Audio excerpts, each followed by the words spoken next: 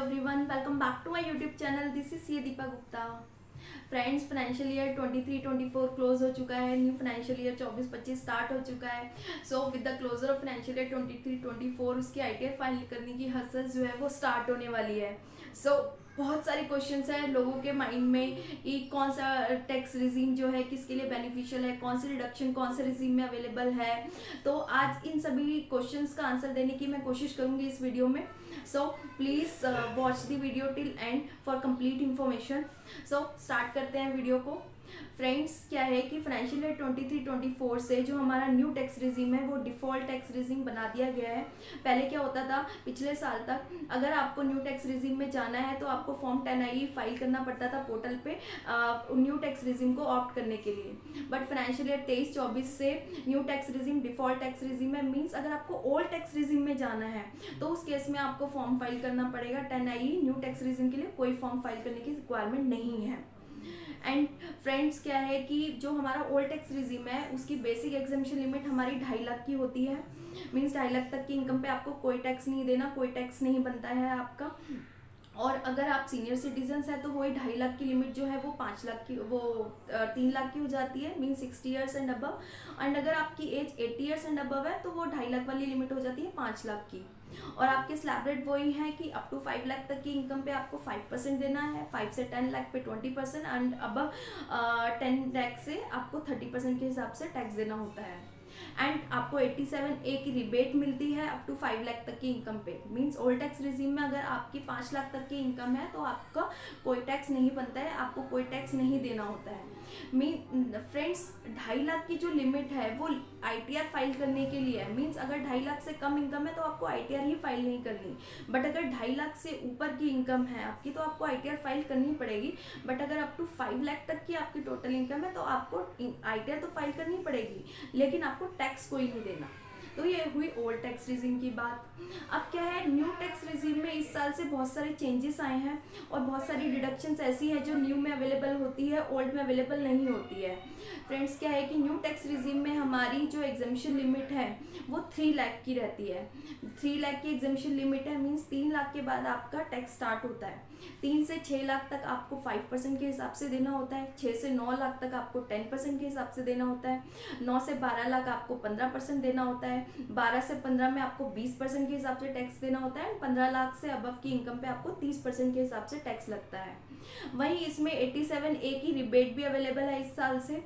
And और वो rebate है 7 लाख तक की इनकम पे. मीन्स न्यू टैक्स रिजीम में अगर आपकी इनकम 7 लाख तक है तो आपको उस पर कोई टैक्स नहीं देना है.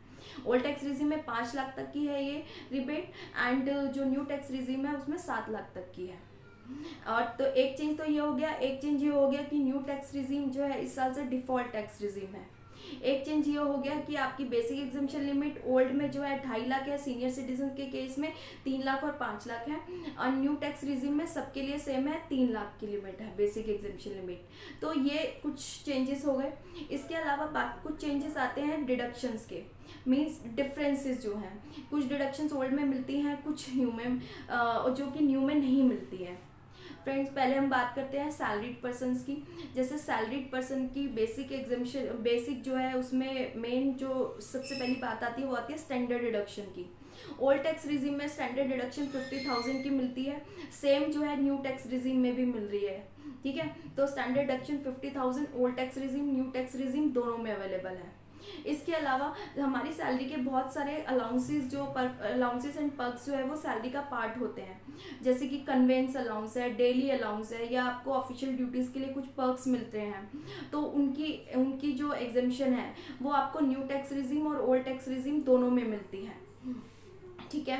इसके अलावा अगर आपको कोई रिटायरमेंट बेनिफिट मिल रहा है, लाइक आप वीआरएस ले रहे हैं या ग्रेचुटी है, लीव इनकैशमेंट है, वो भी आपको उसके उन पे जो एग्जेम्पशंस अवेलेबल हैं वो भी आपको न्यू एंड ओल्ड दोनों में अवेलेबल रहती हैं. इसके अलावा कुछ डिडक्शंस हैं जैसे कि आपकी एलटीए होगा, लीव ट्रैवल अलाउंस, एचआरए हो गया एंड आपका जो है फूड अलाउंस हो गया. ये इन चीज़ों की एग्जेम्पशन जो है आपको न्यू टैक्स रिजीम में नहीं मिलेगी, ये सिर्फ ओल्ड में अवेलेबल है. तो ध्यान रखिएगा, बेसिक इसमें मेन जो एग्जेम्पशन है वो एचआरए की है, वो आपको सिर्फ ओल्ड में मिलेगी, न्यू में नहीं मिलेगी. इसके अलावा हमें एक जो 80C की हमारी डिडक्शंस रहती है, जो सबके लिए होती है 80C की डिडक्शन। 80C में हम सभी जानते हैं कि क्या क्या आता है। 80C में हमारा LIC आता है, PPF आता है, PF आता है, ट्यूशन फीस अगर आप बच्चों की दे रहे हैं, सुकन्या समृद्धि योजना है, जो senior citizen saving retirement schemes हैं, ये सब 80C में कवर्ड है। 80C की डिडक्शन भी आपको सिर्फ ओल्ड टैक्स रिजिम में मिलेगी, न्यू टैक्स रिजिम में नहीं मिलेगी। इसके अलावा मेडिक्लेम जो कि 80D में कवर होता है, मेडिक्लेम भी आपको सिर्फ ओल्ड टैक्स रिजिम में मिलेगा, न्यू में नहीं मिलेगा। अपार्ट फ्रॉम दैट हमारी एक डिडक्शन मिलती है जो बहुत ज़्यादा पॉपुलर है, 80TTA 80TTB, interest on saving account. Saving bank account पे जो भी आपका इंटरेस्ट है उसकी डिडक्शन मिलती है 80TTA में नॉर्मल लोगों को 10,000 रुपये, सीनियर सिटीजन्स को 80TTB में 50,000 तक की। उसमें FD का इंटरेस्ट भी कवर होता है सीनियर सिटीजन्स के केस में। तो ये डिडक्शन भी आपको सिर्फ ओल्ड टैक्स रिजिम में मिलेगी, न्यू टैक्स रिजिम में नहीं मिलेगी। इसके अलावा एक एडिशनल डिडक्शन मिलती है 80CCD 1B में, अगर आप NPS में इन्वेस्टमेंट करते हैं, वो भी आपको ओल्ड में मिलेगी, न्यू में एग्जेम्पशन वो नहीं मिलेगी। ठीक है फ्रेंड्स, इसके अलावा कुछ एक NPS में डिडक्शन मिलती है 80CCD सबसेक्शन 2 में, जो कि एम्प्लॉयर कॉन्ट्रीब्यूशन पे मिलती है, वो आपको न्यू में और ओल्ड में दोनों में मिलेगी।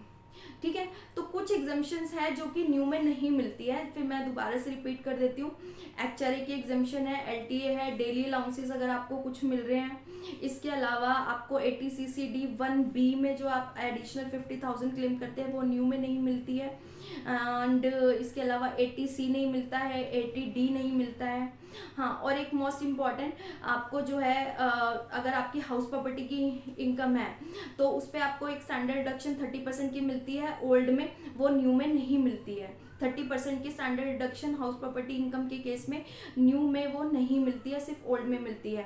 वहीं इसमें 24B की भी एक डिडक्शन होती है। अगर आपने होम लोन लिया हुआ है तो उस पर जो इंटरेस्ट जाता है उसमें अब दो चीज़ें होती हैं। एक होता है अगर आपकी प्रॉपर्टी सेल्फ ऑक्यूपाइड है, अगर आपकी प्रॉपर्टी सेल्फ ऑक्यूपाइड है तो उस केस में आपको न्यू टैक्स रिजिम में डिडक्शन नहीं मिलेगी इंटरेस्ट की, सिर्फ ओल्ड में मिलेगी, और ओल्ड में लिमिट होती है 2 लाख रुपीज़ की।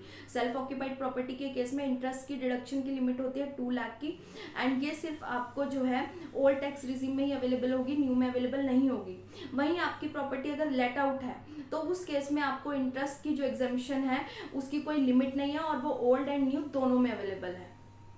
तो ये कुछ डिडक्शंस हैं जो कि कुछ ओल्ड में मिलती हैं बट न्यू में नहीं मिलती हैं।